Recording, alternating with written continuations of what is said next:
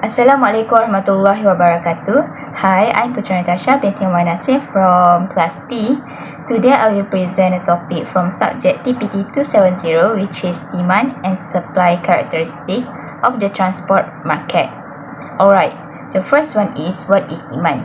Demand refers to the consumer's desire to purchase a thing as well as their willingness and also capacity to pay for the good at a specific time. When we look at the pattern of demand, there are law of demand, which is when the price of goods or services increase, the quantity of demanded will decrease, and also when the price decrease, the quantity demanded will increase. That is how the law of demand works. There are also demand for transport, and it occurs whether at urban area or inter-urban area. Urban area is where demand of transport is high in the early morning and late afternoon, because that is the time people start their daily routine, like goes to school or work in the morning and go home at the afternoon. For inter-urban area, it occurs during high seasonal peak, which is demand for transport start to change throughout the year.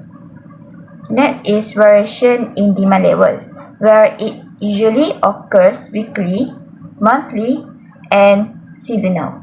It includes 5 determinants of demand, and the first one is income, whereby income will encourage more consumers to choose what kind of transportation services that they want to use. Second one is fashion or trend. This is because fashion and trend has become a significant influence towards the transport market. For example, when the certain transport offer a new kind of technology like electric bus, who had become an attention to the passenger because of its standard charge to the customer and various services that they offer to the passenger. And next is price of other goods and services, which is there are two categories. First is substitute goods. It is when consumer can choose another substitutes of transport that they want to use based on two modes, which is intermode, like bus or airplane, and intramode, like ETS silver train or ETS gold train. The other categories is complementary goods, which is the goods or services that are consumed by the customer at the same time. Besides expectation of future price that based on the future pricing of transportation services that will influence what will the consumer purchase now. For example, if there is expectation that the fares of certain transport to be rise in the future, people will purchase 1 year season ticket. Also, speed of services, that is when consumers will favor high-speed modes of transportation. And the last one is quality services, where it based on the frequency of the transport and their standard of service, comfort, reliability, and the safety.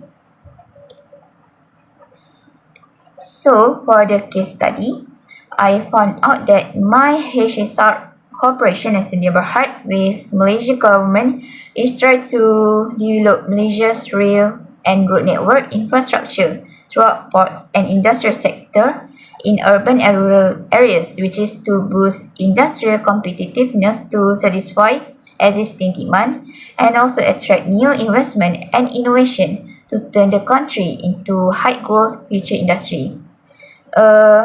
My HSR Corporation stated that they want to oversaw the KL to Singapore high-speed rail project, which has been scrapped in January because Singapore not agree with the changes that is proposed by Malaysian government. However, there were rumors that Malaysia will have project with new alignment that is stretching from Kuala Lumpur to Johor Bahru. Next is the problem of peak demand. There are 4 problems. First is congestion, which is it happens when the demand is higher than supply within a specific time period.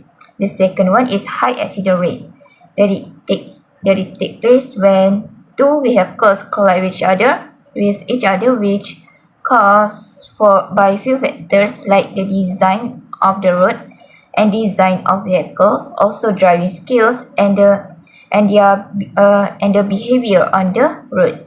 The next one is increase in traveling time. This happens when a passenger is caught in traffic, it is the time when the usage of transport increases. Lastly is high cost. So in order to fulfill the demand, operator must invest more costs in their transport service. Okay, for solution of the problems, people can use other transport modes to solve those problems, like using monorail, LRT or KTM, and police can sue people that use emergency lane, this will help to decrease the total of traffic accident in road and also the total of death that caused by accident. Next is government that can provide other alternative way. For example, reduce the time taken for the people to travel from one place to another place. Also reduce congestion. And last is operator makes an early plan. Operator can minimize the operating costs, which would not be too expensive for the people to use the transport service that has been offered to them. And economic consequences of peak demand patterns. There are three consequences. Firstly is excess capacity. That is supply provided is higher than demand for the transport because there are not many vehicles used during off-peak demand compared to peak demand.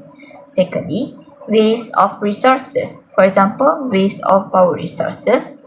Also, the existence of empty backhaul. This is because when it happened during off-peak demand, the truck will return empty, which causes for the increase in the supply chain cost. So, for this topic, I agree with how the demand and supply can influence the performance of economy in the country, and I suggest to create new innovation towards transport system that can ease the movement of the goods and passenger. Also reduce the time taken by transportation, especially for deliveries, to move from one place to another. So in conclusion, demand and supply did play an important role for the development of the transport industry that is rising nowadays, and this also could give an impact towards how our country's economy act based on the consumer's demand. Alright, that's all from me. Thank you.